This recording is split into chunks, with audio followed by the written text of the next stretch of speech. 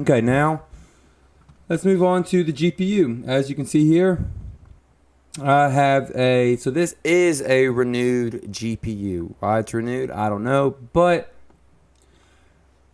there's not too much to worry about, if any. I mean, you're buying from Amazon where their customer returns are effortless and easy. So if there's an issue with it, send it back. They'll probably send you a new one, or you'll get your money back and you can find something different. Find another card or buy the same card if there is any issues with it. But I highly, highly doubt that there will be. This is a great looking card. I don't know why that connector is not plugged in right there. But I promise you it's fine. I'm sure there's a good reason. It's got RGB on the fans. I think they only stay blue, but the way that you'll have it mounted, in your slot, in your case, you won't even see it. But it's still a pretty cool feature to have.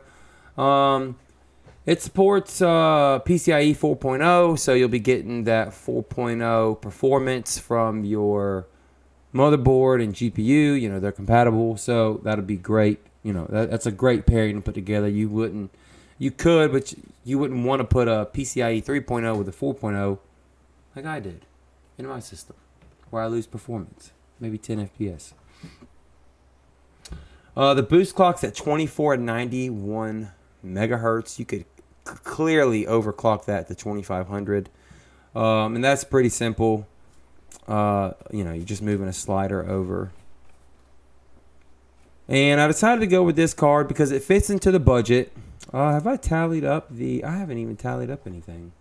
Let's tally up. So we'll take out, we'll say 210 for the GPU. Oh, shoot. 700 minus 210 on the GPU. We'll go back into our Amazon cart. We'll take off the motherboard and CPU. We'll say minus 140 is taxes. And we'll keep that at minus 120. So we have $230 left in our budget. As I mentioned, being that we're in a several $100 build budget, that's why we went with the 6600. It's new. I would still consider this a brand new card, even though it's renewed. You're not going to have any issues out of it. That's 100% guaranteed. And it's just a great card. I was using a 6600 for a while. I could play Call of Duty, Cyberpunk. I played Cyberpunk forever on that 6600, and I was getting over 100 FPS. I think I might have used some fidelity resolution scaling, just as far as how the game looks, and everything else was on high. I ran Cyberpunk on high. I might have even ran it on Ultra, and I think even on Ultra I got over 60 FPS. So with this 11400F paired with a 6600, you should see similar results to what I have, or at least what I was able to get. We can move on to the storage. I went with the Team Group T-Force Vulcan Z, 1 terabyte, plenty of room for games, plenty of room for anything. What's great about it is, if you wanted to add another one of these for $50 later on down the road, you'd have 2 terabytes of storage for $100. You can't really complain about that. Now, there are other options, of course, like the 980 Pro. Where was it? I just came across it. This 980 Pro. Oh, but see, this is a 3.0, so I actually wouldn't even recommend that. But it's very, very fast. It's a really good drive. So if we were to go with a M.2, I'm pretty sure that wouldn't fit into our budget, because if it was me, I would want to get something that's a 4.0 that fits into my NVMe slot on my motherboard, so I can have the fastest speeds. So, if you were looking to spend a little bit more than $700, and I say that because I've already tallied up everything, you could go with this Sabrent 1 terabyte Rocket NVMe 4.0 solid state drive, and you'd be able to get the full capability of all those speeds. But if you're strictly building your first system and you're just looking to play games, the SSD that I've picked out will do you perfectly fine. Windows will be quick and snappy. You'll get into games quickly. It still has a fairly decent speed for transferring files to a other storage device or a a little USB drive, something like that. So the read and writes on the SSD that I picked out are still really good. I mean, I don't think anyone will complain. So we can. I now kind of don't remember if I took that off. Oof. I'm gonna say that I did not. I'll just retally it again. 700 minus 140 equals minus 120 minus 2. I'm gonna say 212 minus 50 for the SSD. So it leaves us to $178, which brings us to our next component. This is a great memory kit. One thing about it is it supports DDR4 3200 megahertz, which is what our motherboard supports as well. This CPU and motherboard only supported the 3200 megahertz, at least for this chip. Maybe if you had like an i7, 11, whatever, you could maybe get some faster speeds. But for this CPU in particular, 3200 megahertz is the rated speed for that processor. I went with white to match the build. It's on sale right now. I remember when I bought this kit for my old build, I paid around $84. So being that it's pretty much half of what I paid for it, it's such a great deal. I mean, it's white. It's going to look clean. The heat sink on it is like very polished. Looks really good, and it's thick. It's not thin. Where like Corsair Vengeance is like a very thin heat sink. This has a thicker heat sink, and it just looks better. Like it's little things like that really make the theme of your build stand out to whatever theme you're going for. Like this one is white, so it looks really good. Dang it! I think we have to subtract that now. So that's, we'll say minus 50 as well. We have $128. Excuse me.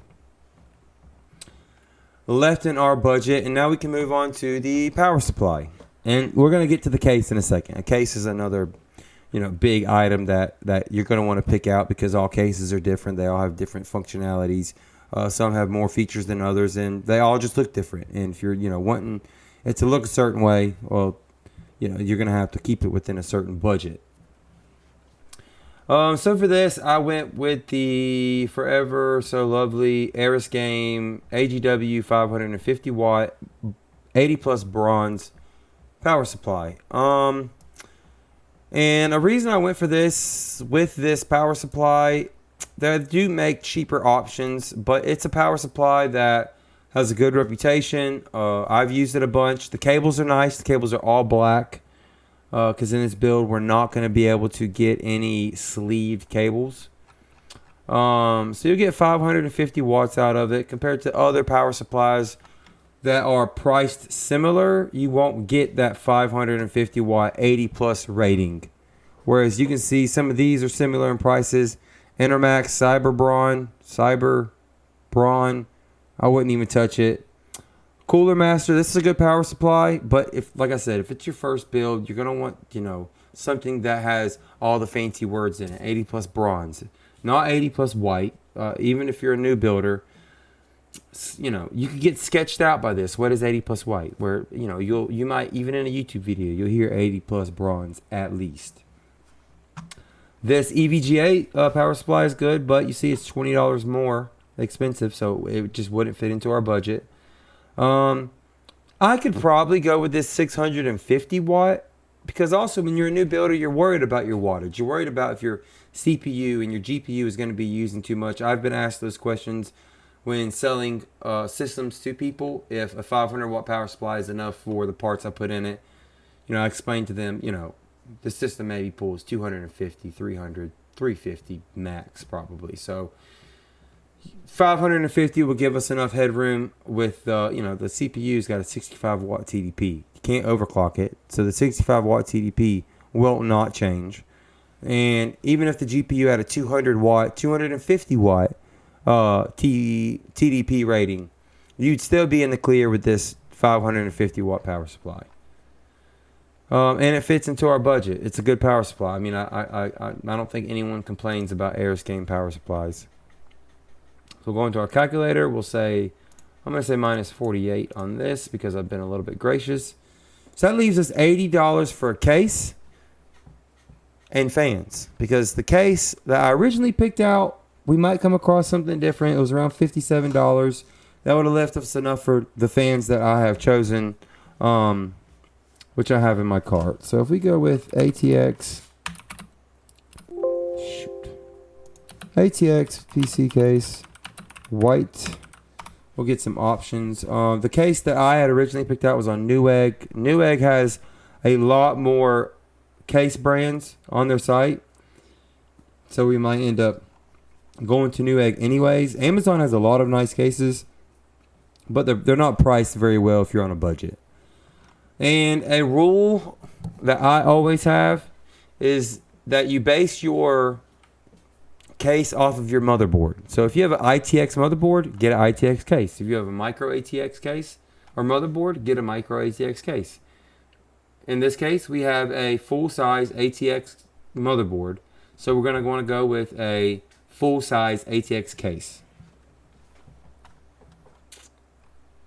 And we can browse through some. This is a good case, but it's not really in our budget. It's definitely not in our budget. We're looking for like $55 max for a case.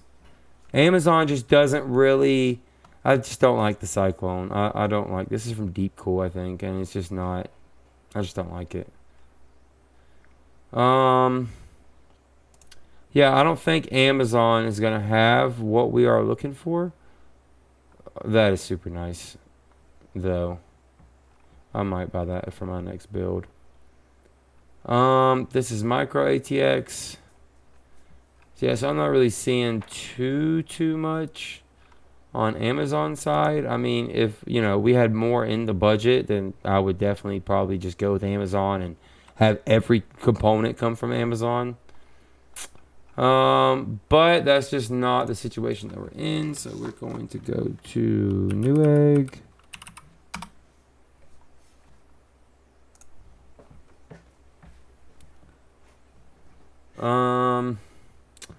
Where did I find computer peripherals? I went to, where was it? Computer systems. Computer cases is where I found it. The Newegg is I mean, they're very detailed in everything that they have. Here's, their most popular brands just right here. That's a solid case. It's black. So if you're going with like a black themed build, it might even come with these fans. It's definitely a solid option. This is micro ATX. This is the case that I picked out. But we can look a little bit. It won't hurt to look a little bit.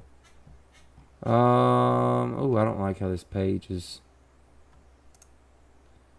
doing this.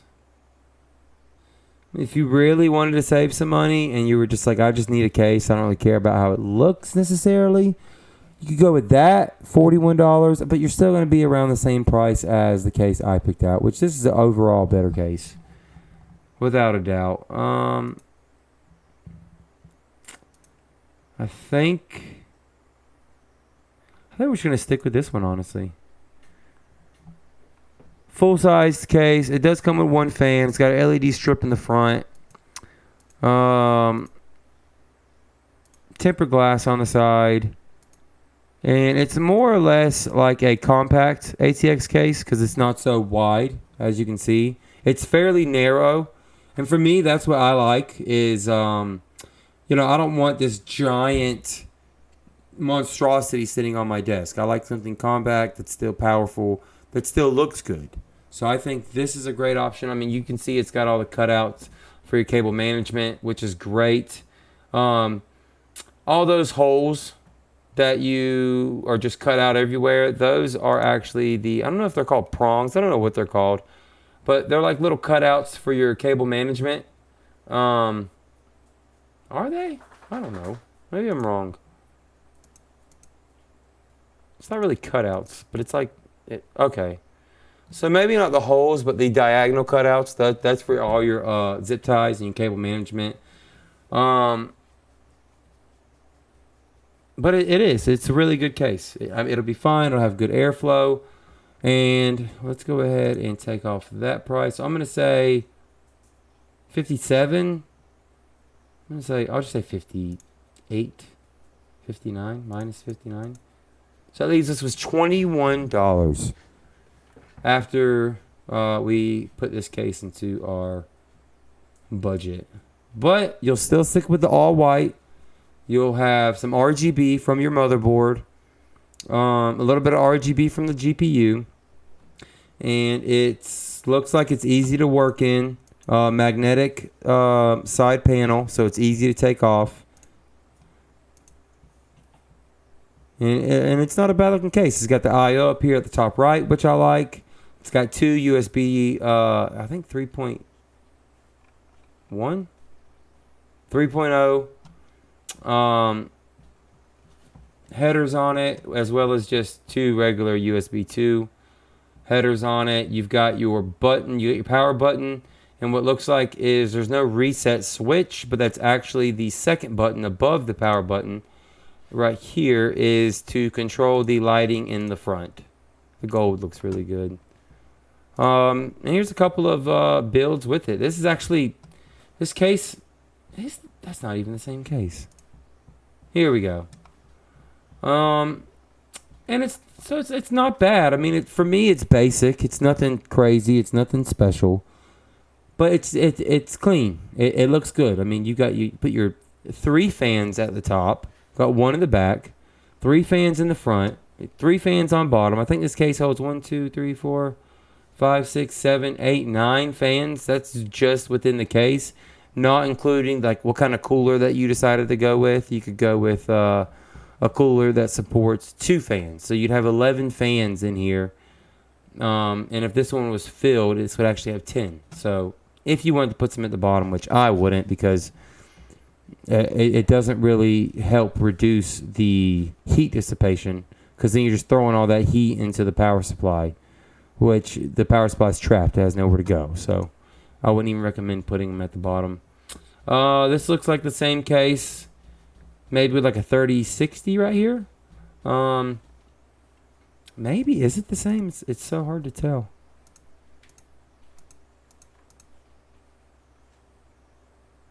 This is the same case, but that's not a very good reference.